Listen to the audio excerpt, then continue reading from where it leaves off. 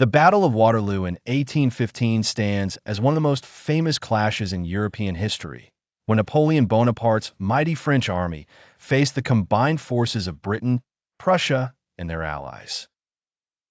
Cannons thundered, muskets fired in endless waves, and cavalry charges shook the ground as thousands fought for supremacy.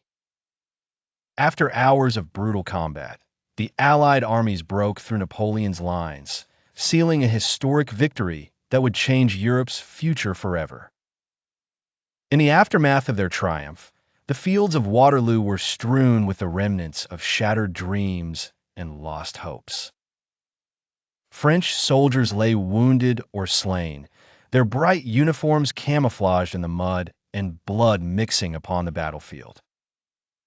Among the defeated, whispers of disbelief and exhaustion hovered in the air, carried by the wind mingling with the anguished cries of the injured.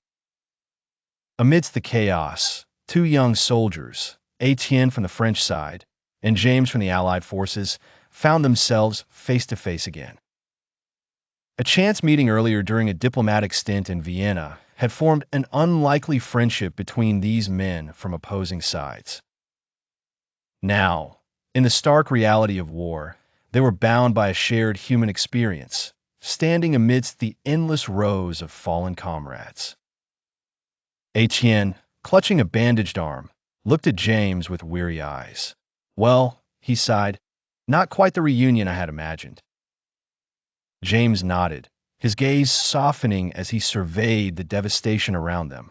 "War makes strange friends and stranger enemies," he murmured, offering Etienne a drink from his canteen. Their eyes met, conveying a silent understanding that transcended uniforms and continents. In each other, they saw not the enemy, but a fellow human enduring the scars of a world torn apart.